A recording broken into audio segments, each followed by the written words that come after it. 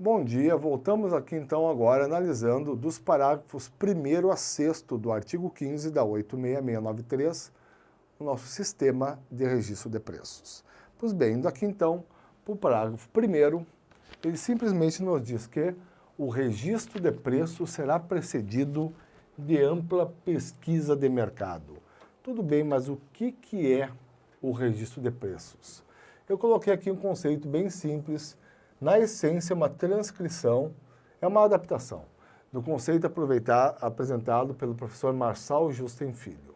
O que é, então, o nosso registro de preços? É basicamente um cadastro de produtos e fornecedores selecionados mediante licitação para contratações sucessivas de bens e serviços, respeitados lotes mínimos e outras exigências fixadas no edital. Então vejam só, tá, pessoal? Complementando o conceito, o registro de preços, ou melhor dizendo, o sistema de registro de preços, cujas disposições a gente vai analisar agora, ele é utilizado essencialmente para aquisição por parte da administração de bens e serviços rotineiros, ou seja, bens e serviços que representam a necessidade rotineira da administração. Como nós vamos ver, se valendo desse sistema de regime de preços, a administração, em vez de ficar realizando licitações tópicas para a celebração de um contrato, ela promove uma licitação só, na modalidade concorrência ou pregão, como a gente vai ver agora, e faz o quê? E ela registra, faz uma classificação com cadastro do produto, do fornecedor e do bem por ele proposto. E a partir desse cadastro, ela poderá, não está obrigada a isso, ela poderá celebrar não apenas um contrato, mas diversos contratos relativos ao bem ou serviço dentro do prazo de validade do registro. Então, dando essa ideia básica do que é o nosso sistema de registro de preços, vamos voltar aqui para os dispositivos da lei que tratam da matéria. Então, vou voltar aqui. Vamos lá, parágrafo 1º. O registro de preços será será precedido de ampla pesquisa de mercado. Parágrafo 2º. Os preços registrados serão publicados trimestralmente para orientação da administração na imprensa oficial. Tudo bem. E agora entramos nos dispositivos mais relevantes aqui, pessoal. O coração. Parágrafo 3º e parágrafo 4º do artigo 15. O sistema de registro de preços. Só antes disso, vejam só. Vou voltar aqui.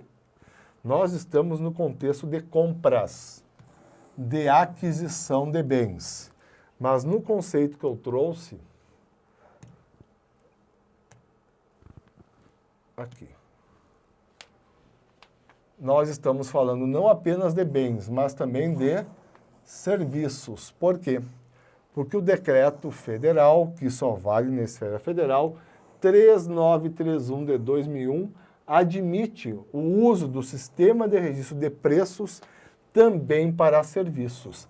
A maioria da doutrina, pessoal, concorda com essa, entre aspas, ampliação do decreto federal, e como hoje o que se usa mais é pregão para registro de preços e o pregão para bens e serviços comuns, o entendimento largamente preponderante, que a gente pode considerar correto para as bancas de concurso geral, é que o sistema de registro de preços, como está aqui, poderá ser utilizado não só para as aquisições de bens por parte da administração, mas também para as prestações de serviços necessários para o funcionamento da atividade administrativa. O raciocínio sempre é o mesmo, tá, pessoal?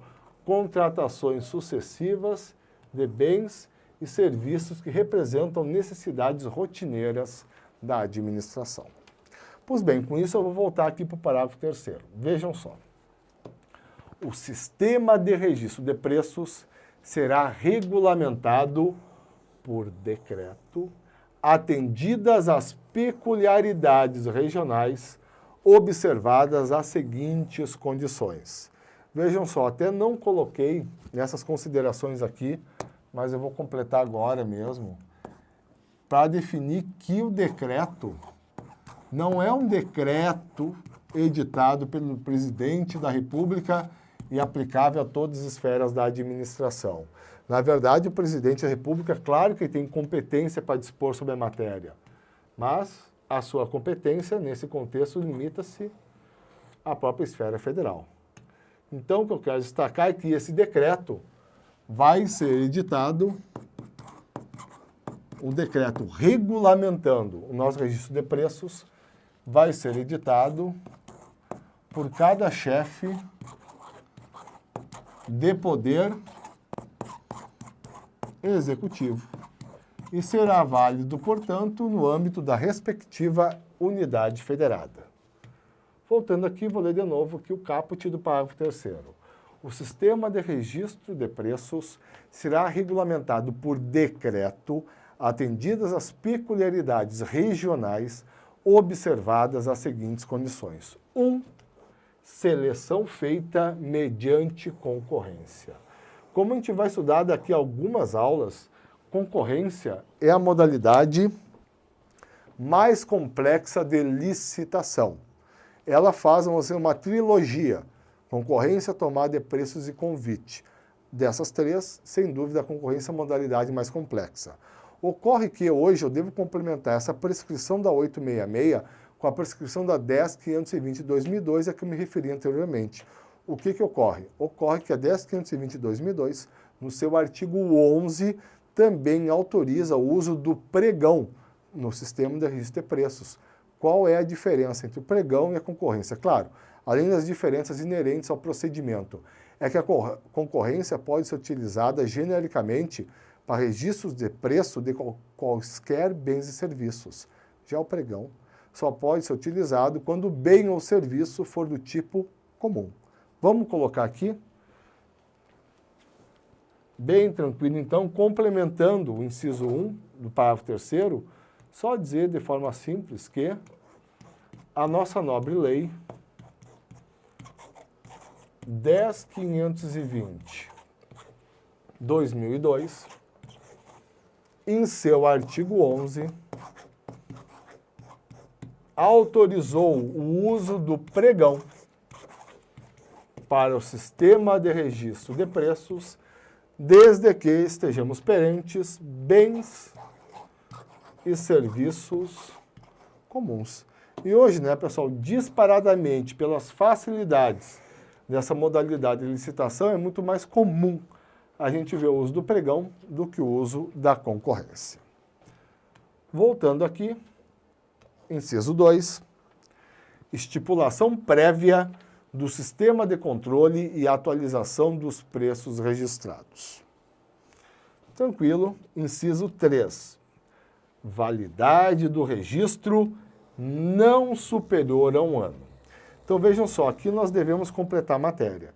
Então, eu vou ter uma licitação na modalidade concorrência, vou me limitar aqui a 86693, a partir da qual será obtido um registro de preços, melhor dizendo, o nosso cadastro de produtos e fornecedores com o respectivo valor dos bens oferecidos ou dos serviços a serem prestados. Tudo bem.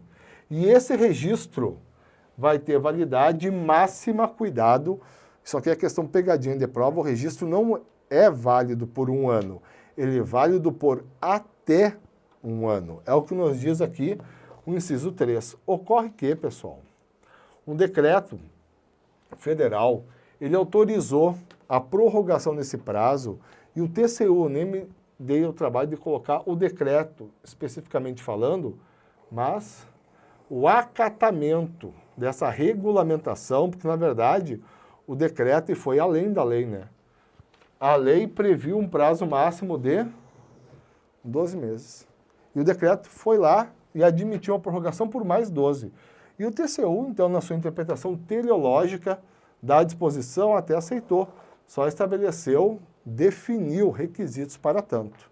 Então, vou ler aqui o TCU em circunstâncias excepcionais e mantidas condições efetivamente vantajosas para a administração, admite prorrogação do prazo de validade do registro por mais 12 meses. Então, hoje, pessoal, está correto, e a maioria das questões se limita à literalidade da lei, eu dizer que a validade do registro de preços é de até 1 ano, e também está correto dizer que posição do TCU em circunstâncias excepcionais e desde que mantidas condições efetivamente vantajosas para a administração, esse prazo inicial de validade de até 1 ano poderá ser prorrogado por mais 12 meses. Pois bem, o que ganha aquele que teve o preço registrado em primeiro lugar?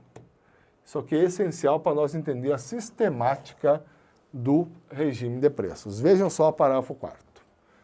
A existência de preços registrados não obriga a administração a afirmar as contratações que dele poderão advir, ficando-lhe facultada a utilização de outros meios, respeitada a legislação relativa às licitações, sendo assegurado ao beneficiário do registro preferência, em igualdade de condições. Tudo bem, então vamos agora tentar fechar os raciocínios mais relevantes aqui na matéria.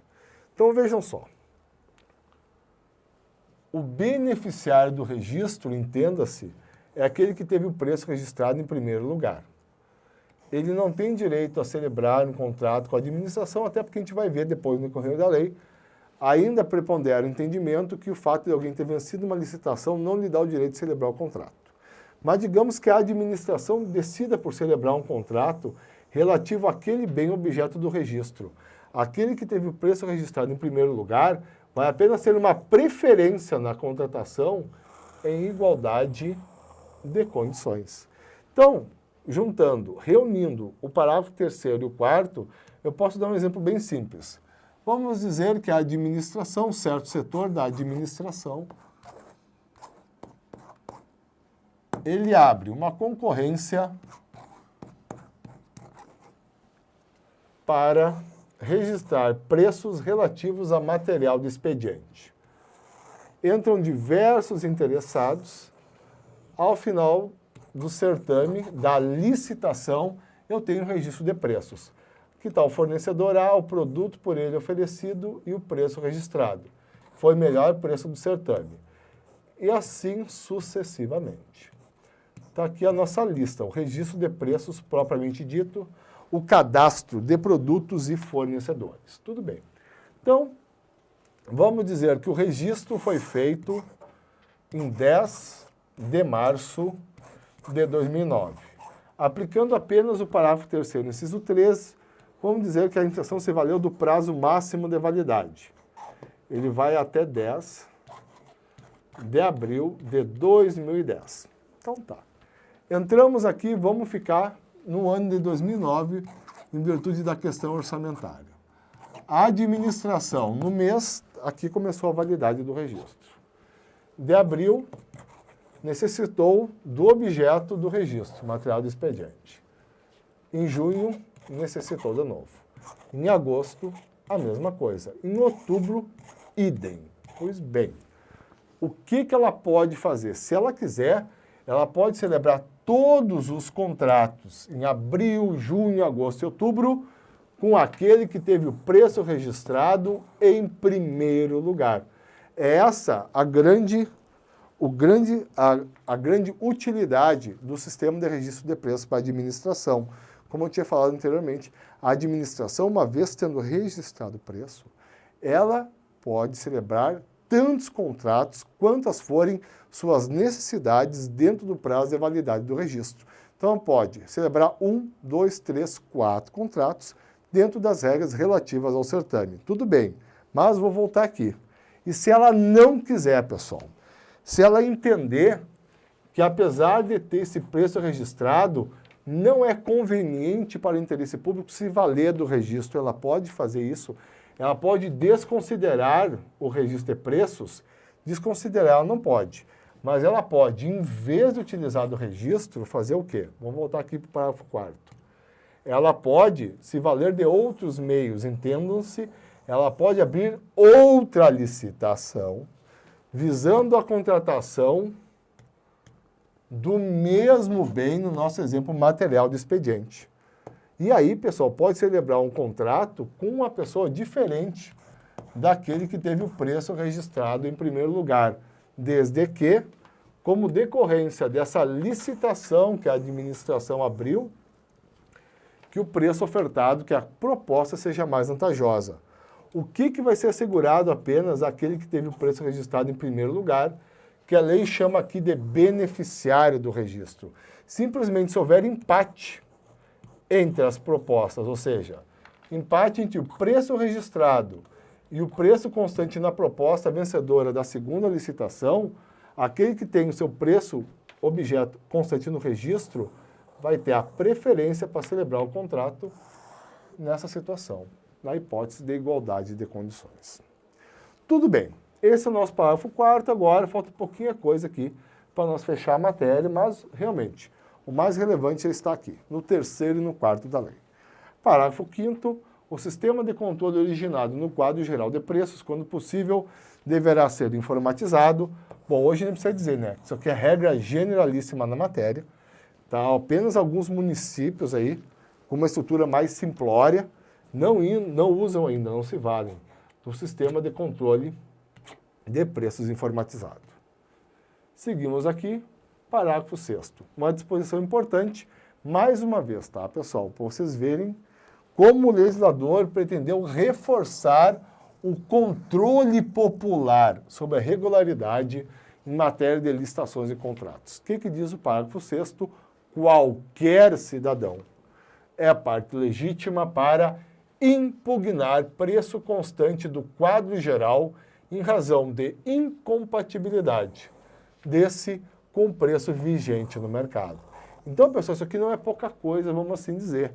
Se tu tiver, por exemplo, aqui um registro de preços daquele material de expediente e o material A, está aqui o fornecedor, o material A, tem o preço unitário, por exemplo, R$ 2,00 por unidade.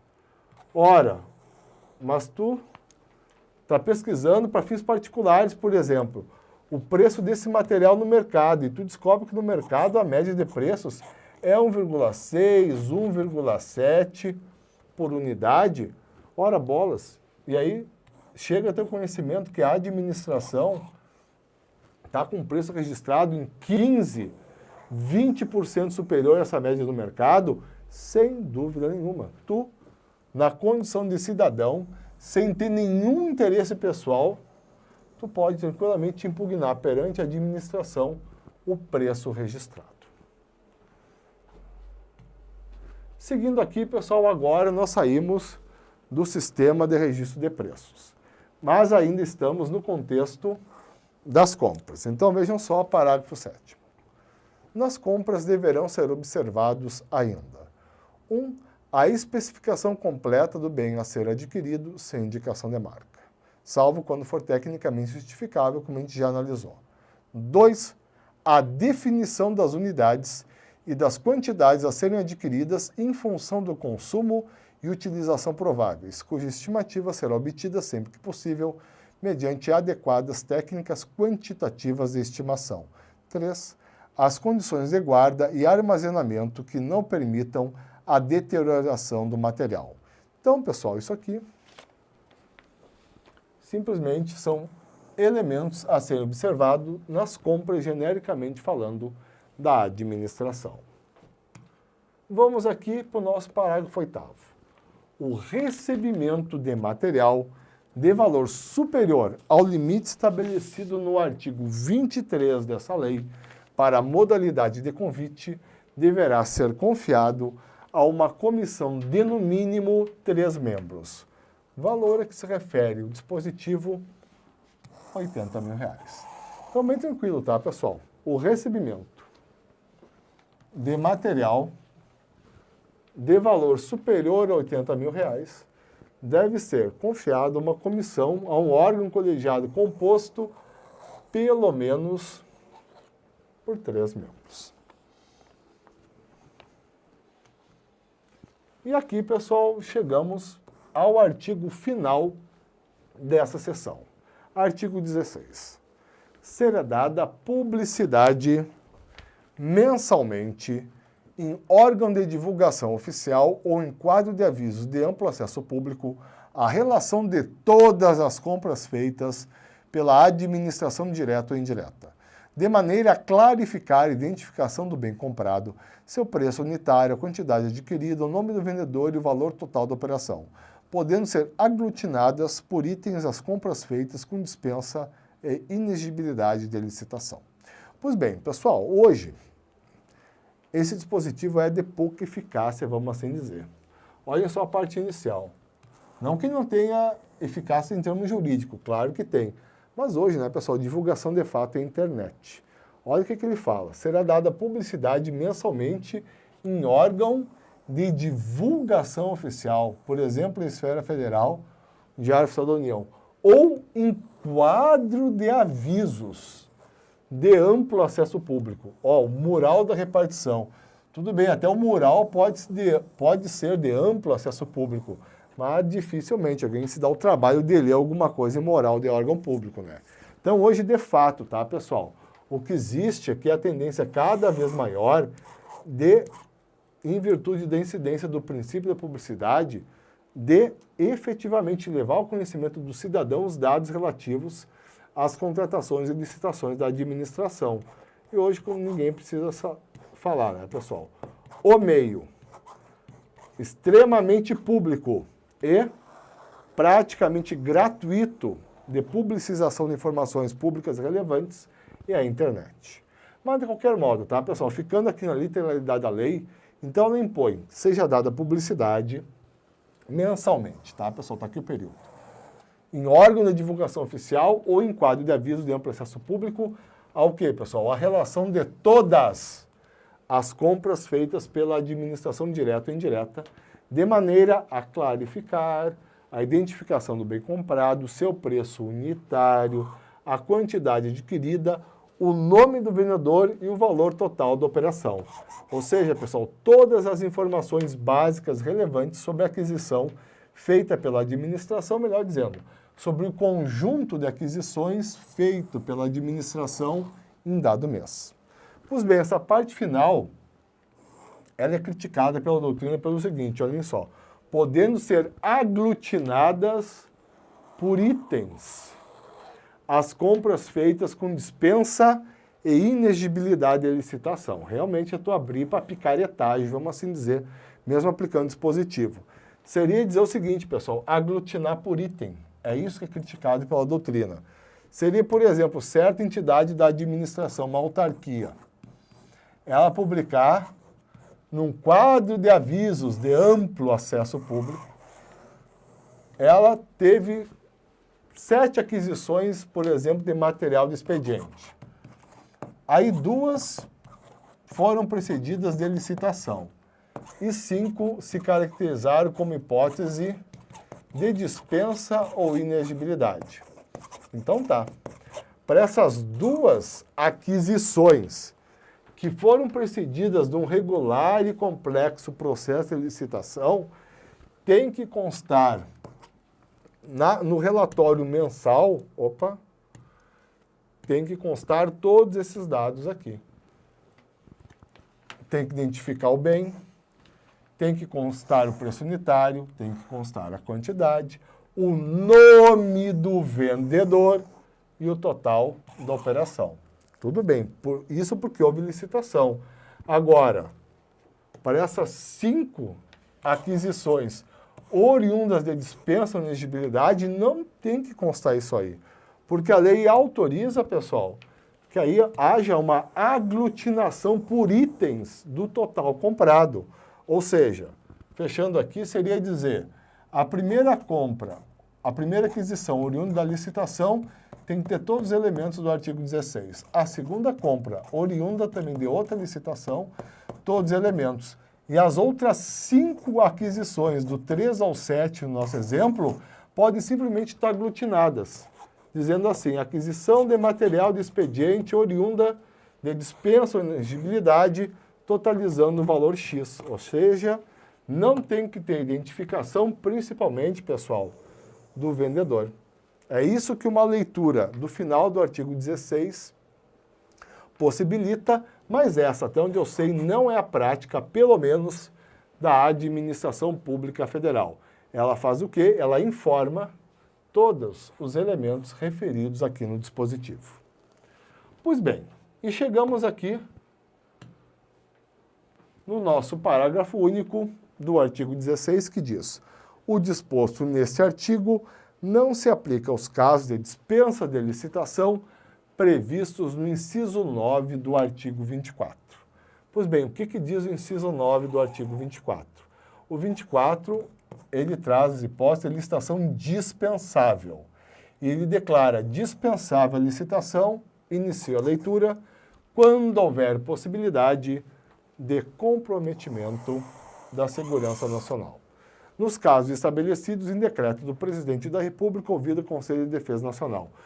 Portanto, pessoal, nessas contratações necessárias, em que estão envolvidos interesses que devem ser protegidos por sigilo em nome da segurança nacional, a esse tipo de aquisição não deve se aplicar o disposto no caput do artigo 16. Uma questão bem lógica, né, pessoal? Pois bem. Pessoal, temos ainda um tempinho, mas eu vou parar por aqui para na próxima aula a gente ir direto, iniciar como um todo a última sessão do capítulo 1 da lei, onde analisaremos as regras de alienação. Muito obrigado pela atenção e até lá.